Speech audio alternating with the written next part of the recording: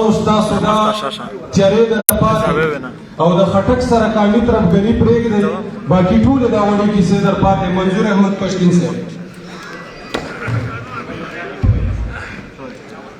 اعوذ باللہ من الشیطان الرجیم بسم اللہ الرحمن الرحیم. د لطیف لالا لوی شخصیت او ډېر یې وړوکی چې وخت هم دی مناسبت نه صرف دې ځکه چې یو لوی شخصیت په وړو الفاظو کې نشي راټولېدلی. دلته نن د بېلابېلو تنظیمونو د پارټۍ د ګوندونو خلک راټول شوي دي. ټولو ته د زړه د تله سلام وایم. سپین ږیري دي، ځوانان دي او زموږ ګرانې او محترمې خویندې دي. محترمو لطیف لالا ته په یو باکردار او په یو شاندار ژوند تېرولو باندې د عقیدت ګلونه وړاندې کوو او فاتحه یې د ده د کورنۍ سره سره په ټول کام ته کوو. محترمو 1942 کې لطیف لالا زیږون شوی و. د برطانوي استعمار دور و. په 2023 کې لطیف لالا د دنیا نه سترګې پټې کړلې نو د برطانیا د استعمار د وارثینو دور دی. هغه د چا په وراثت کې پاتې دی. ژوند یې یعنې ټول د استعماریت لاندې تېر کړلو. استعمار معنا چې د یو قام د یو وطن هر څه په داسې انداز ولوټل شي چې هغو خلکو ته د غلامۍ احساس ونه شي. د دوی د خپلو لاسونه هم ورسره پکې کاکړي وي. لطیف لالا د قبایلي سیمې بلکې دا لفظ قبایلي په ځای هم که موږ غریب پښتنو سیمې لفظ استعمال کړو د هغو له اړخه د علم د وکالت او د سیاست د باران هغه اول څاڅکی و چې راپرېوتلو. لطیف لالا د خپلو بچو نه د کام د بچو فکر کولو. په وکالت کې تل د قامي خلکو او د مظلومې طبقې وکالت کولو. زه یې ګواه یم او د ډېرو زیاتو کیسونو لطیف لالا په وکالت پیسې نه ګټلې، کام یې پرې ګټلو. ځکه نن ټول کام ورته راټول هم دی. لطیف لالا په سیاست کې د امریت د جنرال شاهي په مخالفت کې یو اوږد مبارزه کړې ده او د یو سیاسي مشر په حیث باندې تل د امریت مخالفت کړی دی. که څه هم وخت داسې راغلی دی چې اوس بې شرمي زیاته شوه. آمران هم جنرالان هم ډایرکټ مارشلان نه لګوي. د سیاسي خلکو په لاس باندې دوی خپل ټول مارشلایي کارونه پوره کولی شي. خو نن هم مارشالله په یو شکل کې وجود لري. بس صرف زیرک سترګې پکار دي چې هغه یې تایید وکړي او کار په پوهه کړي او مخالفت وشي. محترمو لطیف لالا د یو وکیل او د یو سیاسي مشر سره سره یو قامي مشر هم و.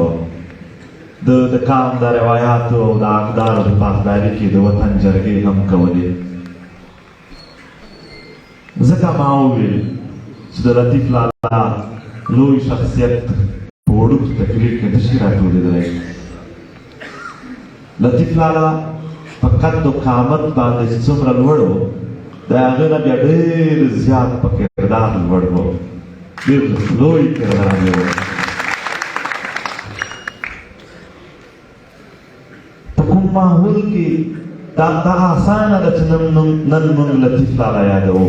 خو لطیف لالا چې دا یو لوی کردار په کوم ماحول کې په قبایلي سیمو کې په قبایلي رویو په منځ کې د امریت او د استعماریت خوړلي دلته ذهنونو او فکرونو په منځ کې یو قامي کردار ادا کولو دا په ډېرې خبرې وي چې د دور ته وړي وي او چاته یې کړي وي چې هسې نه څوک مایوس شي. ډېر څه تېر کړل د کار دپاره یې ژوند تېر کړ افسوس کولی شو په ډېر لوی 80 کاله باندې عمر کې هم یعنې نور د ده ویښته سپین و چې خدای ته هم حیا ځنې ورځي خو په دا خاوره کې بیا هم حیا ونه شوه او دی په ګولیو شهید کړلی شو محترمو د لطیف لالا ژوند لوی دی خو تقریر دلته د وړوکوالي دپاره به زه د ده په افکارو د هغو افکارو په نتیجه کې د موجوده دور مقابله ته 2-3 جملې ادا کړم لکه څنګه چې نورو ملګرو خبره وکړه چې دلته د یو نوي جنګ کیسې دي حالات دي هېڅ نوی جنګ نشته دی هغه جنګ لاله کې دی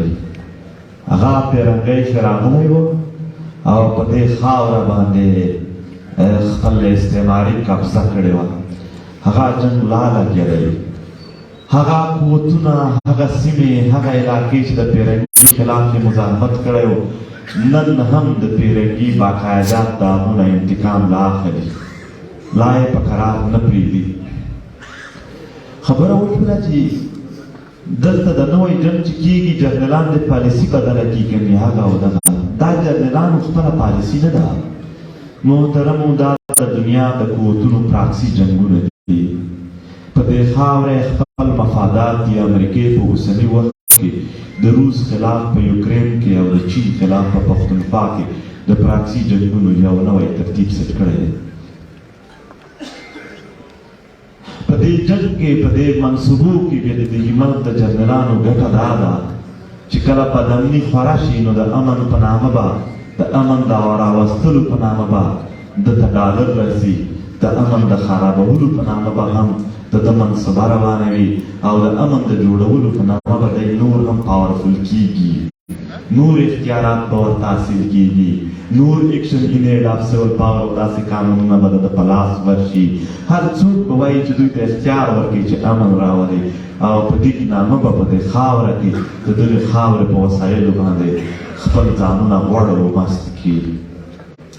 نن د وطن بچي په کروڑونو تعداد کې د دنیا د 13 ملکونو آبادي په 1 کروڑ کمه ده ستا 1.5 کروڑ د وطن بچي په پردۍ خاوره ژوند تېروي چېرته مو فکر شوی دی چې هغه بچیان چې پلار یې نه وي په کلي ورسره د هغو د تربیت د څوک غم وخوري څنګه به د خاوره د لالسنس په طرف نه ځي څنګه به د خاوره د بدتربیتۍ په طرف نه ځي چې دلته یعنې ښځې دوی آلرېډي په کور بند کړي دي هغه پلارونه هم د دوی سره نشته چې بچي بهر داسې د دوی د وطن دلته مجبور کړی دی وسایل یې په خپل لاس کې شته نه دي نو دا یې مجبور کړو چې د بل وطن ته لاړ شي او د بل په وطن کې د انسانانو په نامه یې څوک نه شماري که هغه د عربو په خاوره ژوند کوي که هغه په سیند او په لاهور او په کراچۍ کې روان ورانو په منځ کې ژوند کوي نسل یو نوی په موږ تاسو را روان دی ماشومان را لویېږي آیا دې ته یې پرېږدئ چې په کراچۍ او په لاهور کې د خلکو په ویښتانو نیولي وي مرورونو دې کر شوي نن د لطیف لالا هغه میشن چې موږ د دې کام خدمت وکړو باید هغو ټکو ته هم نظر ولرو چې څنګه موږ د خپلې خاورې خدمت کولی شو یوازې کام ته د کام مسایل بیانول مهم نه دي دا هم د دوی د ماغزو خرابول دي هغو ته حل هم ښودل دي حل په یو ملي فکر کې پروت دی ملي فکر معنا دلته سپین ږیري مشران ناست دي زه به خپله خبره تکراروم 2-3 منټه مخله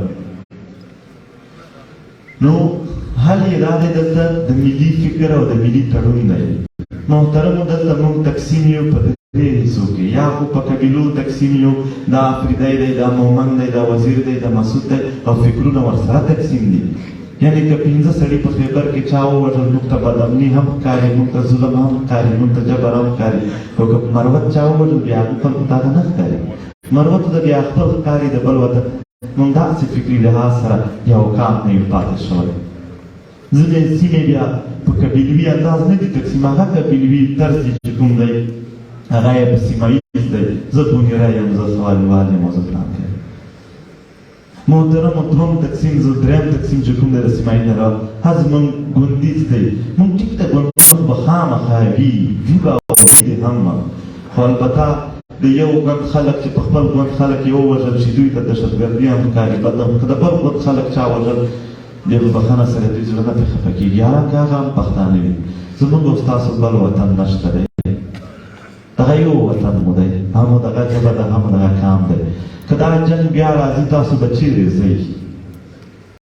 په پردي وطنونو کې مو څومره قدر دی په هغه مو سوچ کړی دی نو لهذا د دې دپاره د دغې تقسیم نه راوتل دي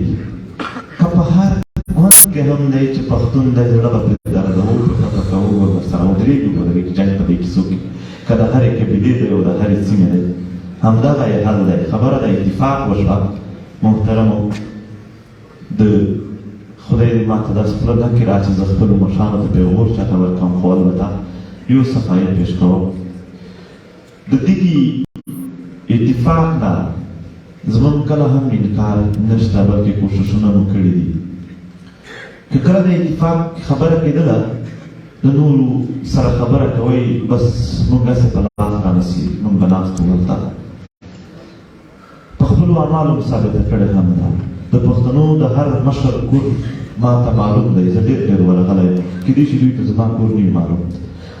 موږ ورته تیار یو هر وخت انشاءالله کوشش به کوو چې نورو سره هم هغه الفاظ هغه اعمال هغه افکار موږ خپل کړو چې دوی زموږ سره په کښېنولو په ودرېدلو په خپرېدلو کې خپل زړونه او خپل ځانونه تنګ نه وویني کمزور نه وویني بلکې دوی هم زموږ سره برابر وي لطیف لالا هم یې شخصیت هم یې افکار او هر څه یې ژوندي دي او صرف دومره وایم قام به یوازې په مرګ خپل اتلان نه ستایو دا ډېره ښه خبره چې په مرګ یې وستایو خو په ژوند کې که د ده د ژوند د ستایلو دپاره داسې سمینار شوی وی نو څومره اندازه ده چې موږ موجوده خلک به څومره ورته ناست وی په ژوند به هم د دغې قام او د دغې وطن که څوک هم د خیر غواړي ټولو هغو ټولو ته به سلام کوم